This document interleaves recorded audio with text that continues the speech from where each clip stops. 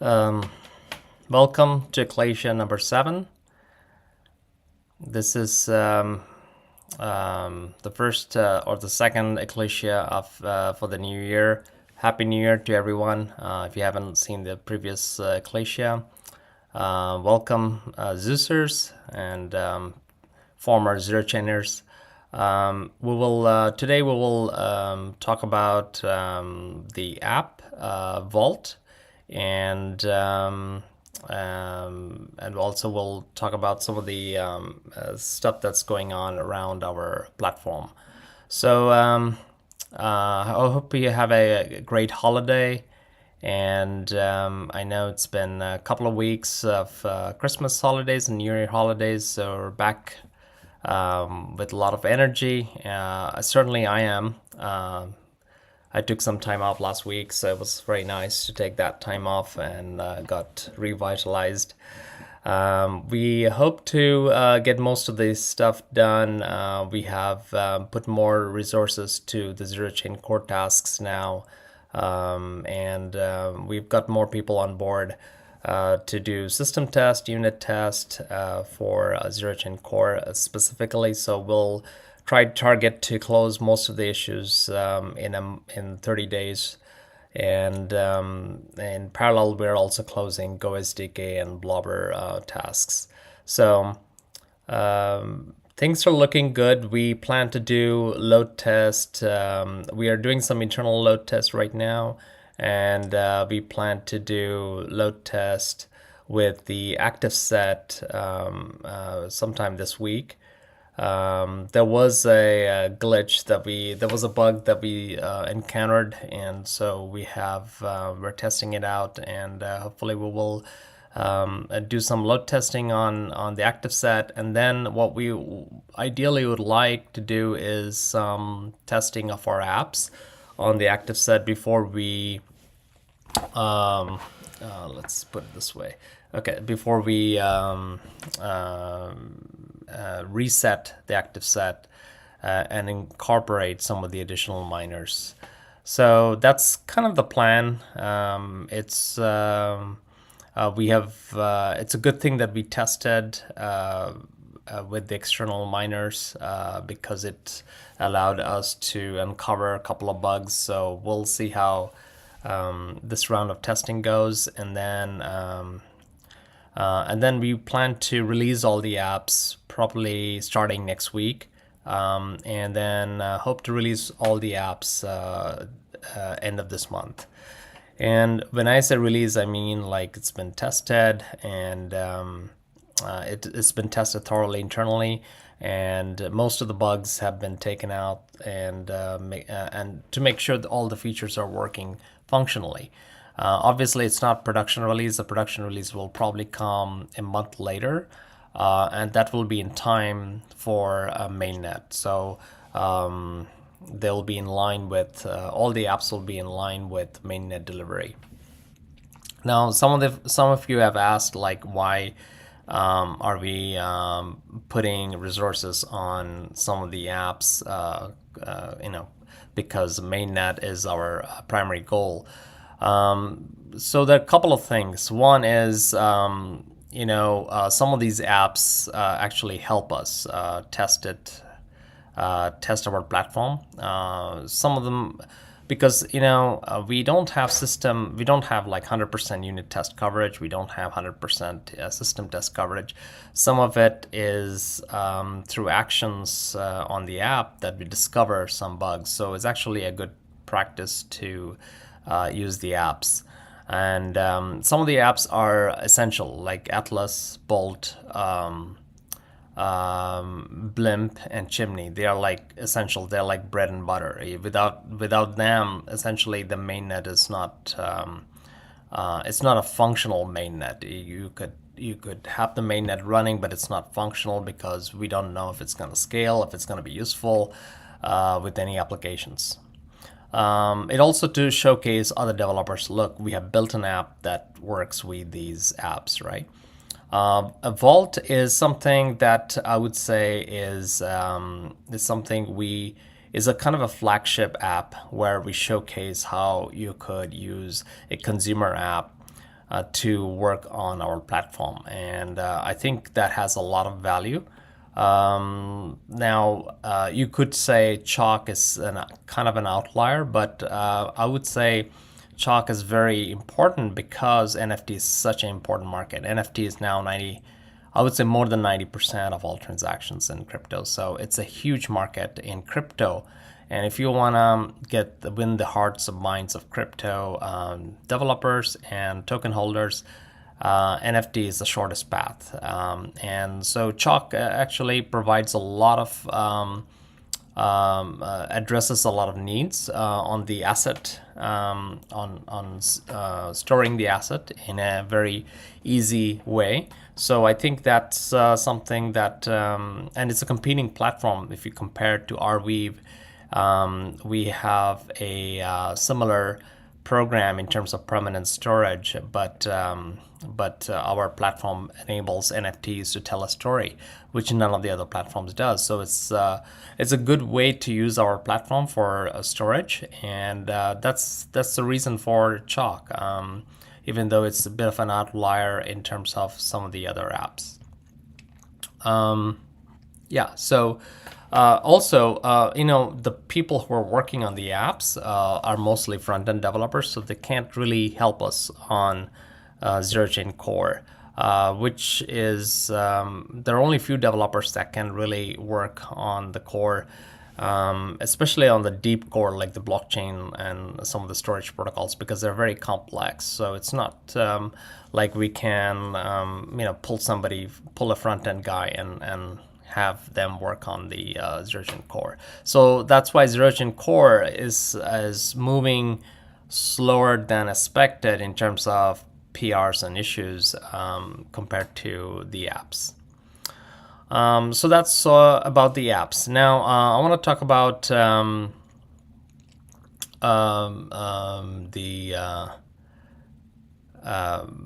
of the things that pertaining to marketing. We have hired a few more people on the engagement side, so hopefully you will see some engagement with Twitter and on Twitter, and also primarily on Twitter, but also on Discord.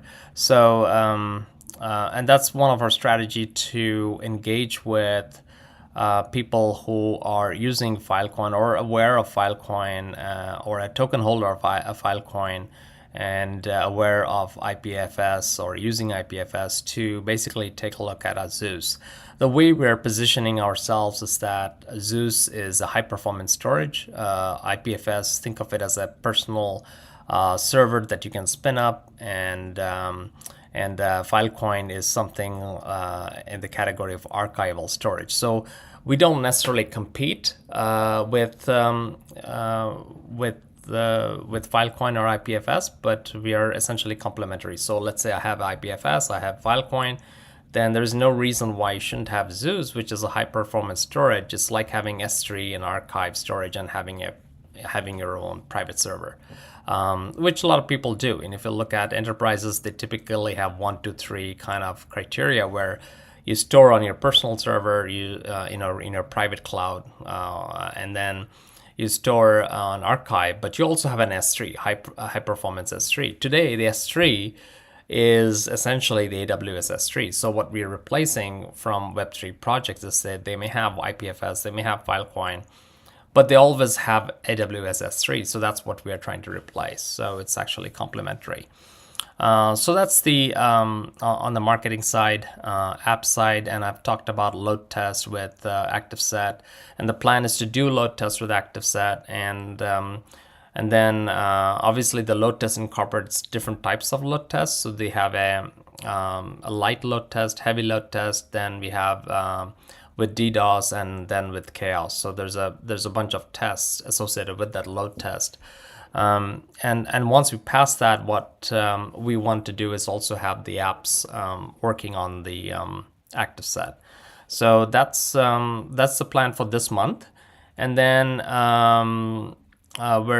we hope to get most of the issues covered, as at least the major issues covered before we reset the magic block and start on the next iteration of load test with all the miners, and that will be done in February.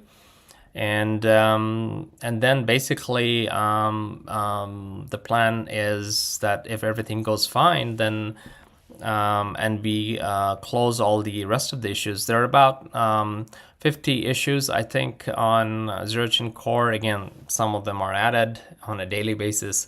So, but right now it's about 50 issues, and we have some on Blobber, some on GoSDK, and some on our centralized service, ZeroBox, which are more, kind of, I would say, trivial compared to the Zero Chain Core.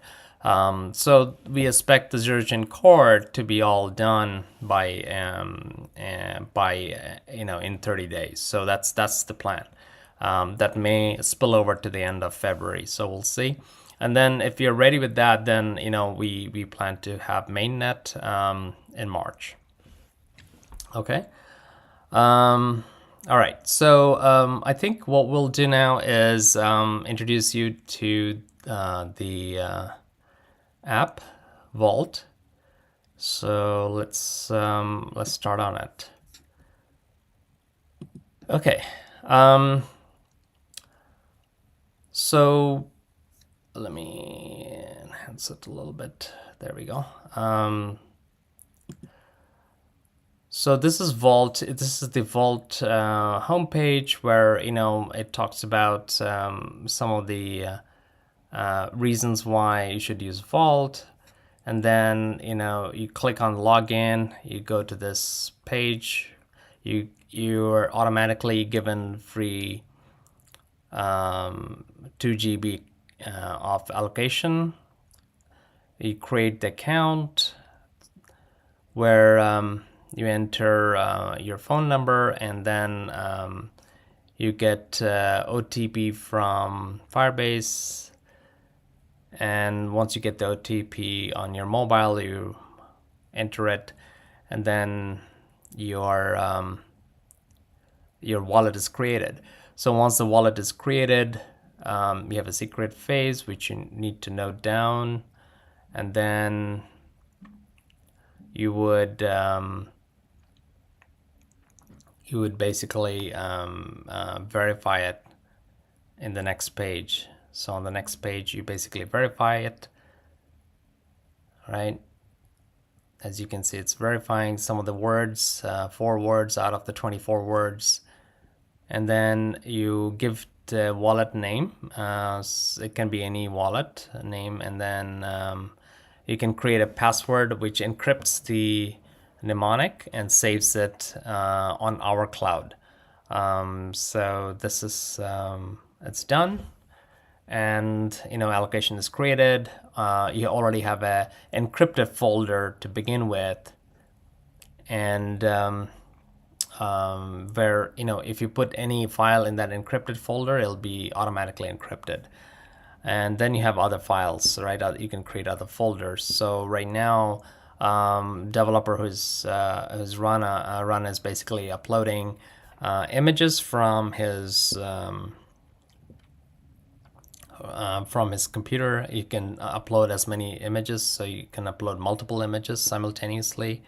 So that's what he's doing in the pics folder. So he created a folder, and then he's uploading multiple images. As you can see, it's fairly quick, and these are all megabyte files, I believe.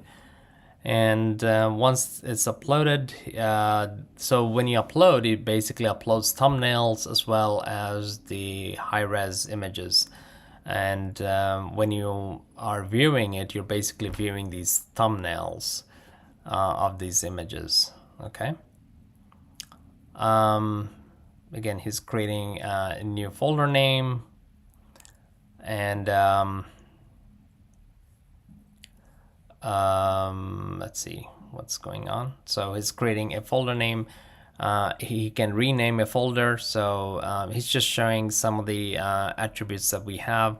I'm pretty excited about this platform. It's really a showcase, a flagship product that I'm hoping every person in the world uses it. There's 8 billion people, and they should be all excited about having being able to use a product that keeps their photos, pictures, videos private, and have complete ownership of their data, so that even if nobody can basically shut it down. There's no censorship. It's an absolute. It has absolute transparency, so you can see actually where the image is kept, and you can see if they're challenged. So you can make sure that basically your blobbers are working as they should. If not, then you can actually swap out the blobbers. So it's a really we have really perfected the application in order to use most of the features that is offered on the platform. So it's a really showcase of our platform on what it can do. So right now, it's going through copy, so you can copy from one folder to another folder very easily.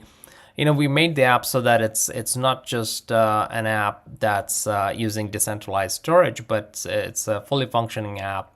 It's better than Google Drive. It's better than Dropbox. It's better than Box. It's better than OneDrive from Microsoft. So we hope that everybody we get very good we get very good reviews, product reviews from all the people who looks at these storage platforms, and be able to converge on our platform as the platform for storing data, where you have complete ownership of data, where you have complete privacy, and be able to share private data to your friends. When I say private data, I mean encrypted data to your friends very easily. So you can sort, as you can see, sort by name and so forth. And you can select multiple files, and you can move them, copy them. So it has a lot of file operations similar to what all the other platforms provide. So we have basically, we're providing the same set of features that other platforms provide, but in addition, we are providing all the benefits of decentralized storage. So I'm gonna just kind of go a little bit quicker on this. I know there are a lot of operations he's going through. So these are like copy, move operations, create folder, rename folder, rename the file name. You can sort then via name. You can delete them, multiple files. Pretty much very flexible. With all the operations. You can view recents, you can view favorites, shared, encrypted.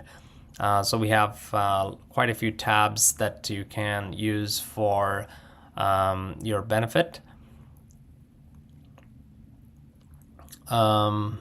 Yeah, so you can have grid view, list view, and then once you can view the image, you can see this. You can zoom it.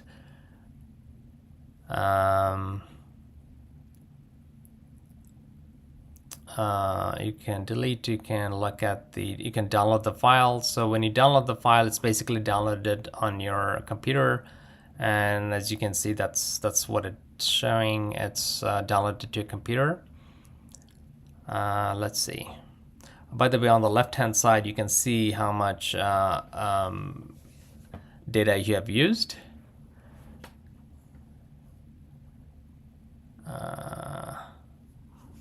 Okay, so I don't know what happened there. Okay, let's okay,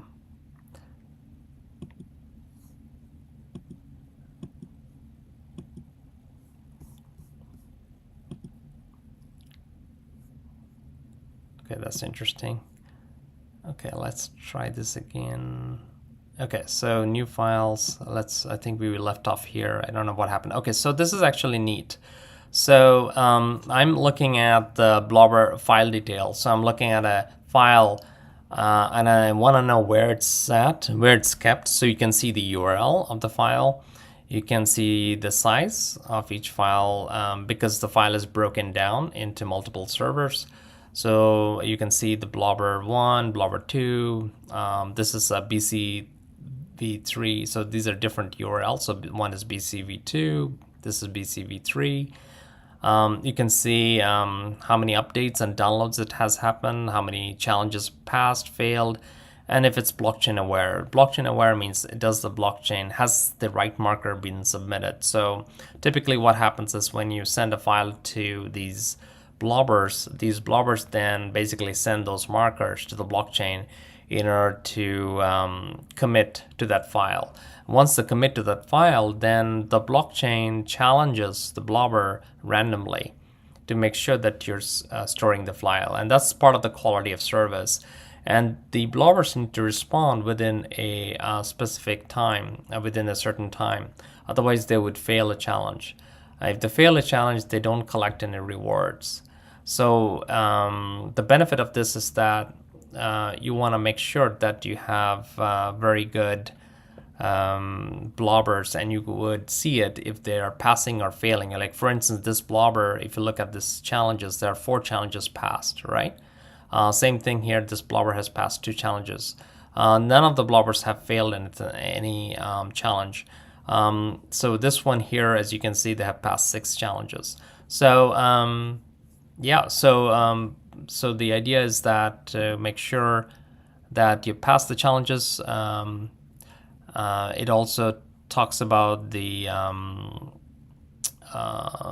so you can go to the encrypted. You can have multiple folders within an encrypted, and as you drop files into the encrypted, it's automatically encrypted. And you can see if you do a file details on it, I don't know if it's doing it, but yeah, if you do a file details on it, it will show that it's encrypted. So the file details shows that whether the file is encrypted or not, and where the file is kept in different blobbers. For those of you who don't know what a blobber means, blobber is essentially a storage provider. All right, so let's go to, okay, file details. See here it says, as you can see, the file details shows you the hash of the file, and then the blobber details, and then it says, is it encrypted? So you can see if the encrypted is no, means it's a public file. Tells you about the size and what type of file it is. Okay. All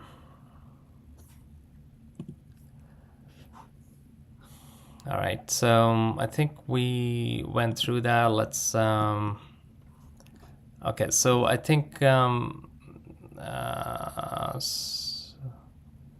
so let's see, I think we're I'm gonna show one more thing here. Okay, so it's here, and we're essentially, we can download a video and we can play it for when you're offline. So let's say you're on a plane and you want to download a video and you want to play it while on the plane, then you can. You essentially download to your laptop and then play it at high res. Or you could stream it. So there are 2 ways to do it if you're online. So that's where he's showing that Wi-Fi is on or off. If it is off, you can still see that the downloaded area, you still have the video and you can still view it, right?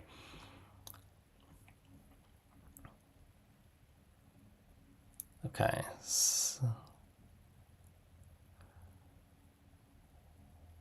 All right, so we're gonna show one more thing. The Wi-Fi is on. We can show that our pictures and videos. I wanna show that. I think we show that in this. Yeah, so now we're gonna show, you can see these are basically directly from the D-Storage. We are streaming this video and we're pulling all these pictures. So you can see right now it's pulling this file and it's playing it. So this is the video that we're playing. This is streamed directly from the blobbers. Okay. And this is a carousel, so you can flip through the images, the videos in that folder. Okay, which I think is pretty cool. Okay, so these are different videos. This is a video about chalk, which I described in the last AMA.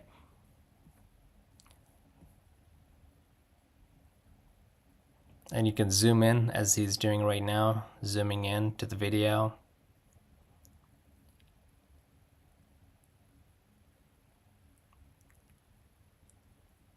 All right, so that's on the carousel and playing the video.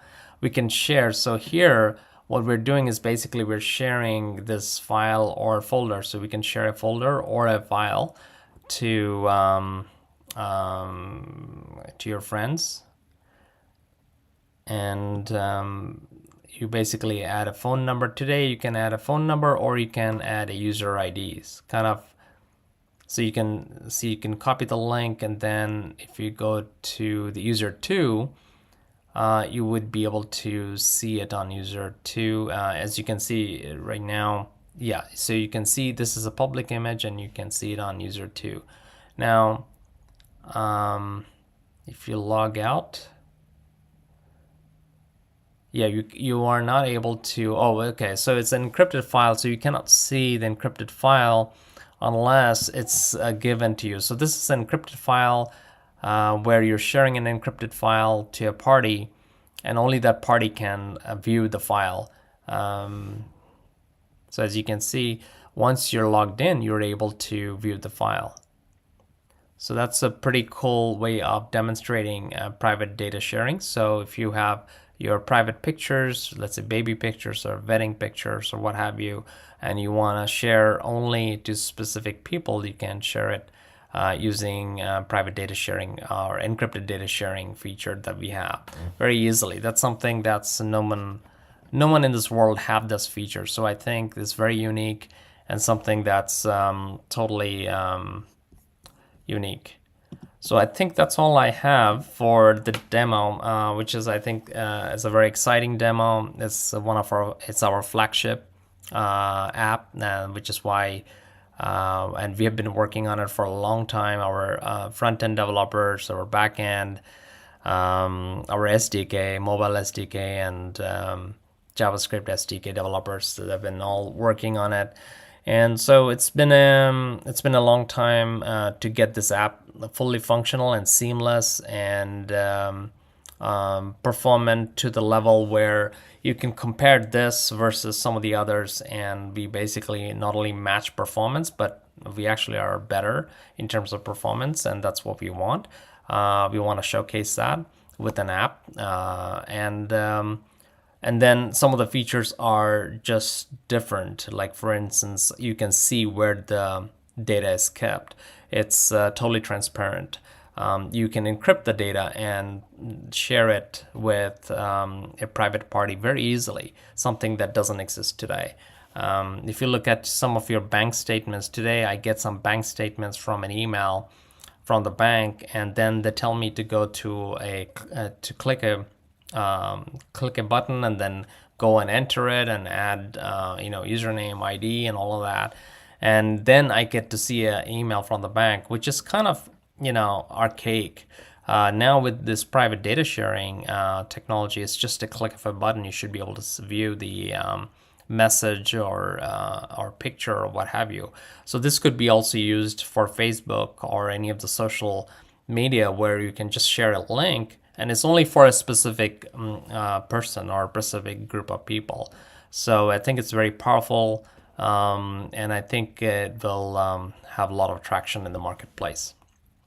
So that's all I have for today, and look forward to questions from the floor. All right, so there's well, there are no questions, so it looks like everybody knows what's going on. Tiago has one comment: the Netflix-like features to watch video offline will be pretty helpful to me. Yes, you can. There's no censorship of the video that you upload, and so you should be able to watch it. We also have live streaming, which is something that we didn't demonstrate on this AMA because we need a live stream feed, and once we identify a feed, we can basically use it. So next time, maybe on the AMA, you will see it live stream using Vult App, and you'd be able to see me live stream this video directly on Vult. So that'll be pretty cool. All right, so I think this is good. If you don't have that many questions, we can close the AMA sooner, because we want to keep it within 30 to 45 minutes long, so that people have time to watch it. I'm always considerate of people's time, and we don't want the video to be too long, so people should be able to have time to watch it. Yes, so one of the things is that we are moving to a 2-week schedule going forward. So the next AMA won't be next week, but the following week. And on that AMA, we'll be showing the last app, which is the Blimp app. We have shown all the other apps, and they will be released. Again, the release schedule is a little bit different because our QA controls it. They want to make sure that all the testing is done, all the T's are crossed and I's are dotted, so to speak. So we just want to make sure all the testing is done. At least the first level functional testing. It's not like full 100% testing, but functional testing before we release it to the community. And then we'll release it to the community. I think this will be on a demo network, and then we will have it on the ActiveSet network. So that's the plan. So I'm hoping that in the next week or so, you will see some of the apps come live on the demo network, and then they will transition to the ActiveSet network. All right. All right, thank you guys. Appreciate you taking the time and watching this AMA. Look forward to great things this month, and hopefully we'll be able to execute according to our plan to go to mainnet this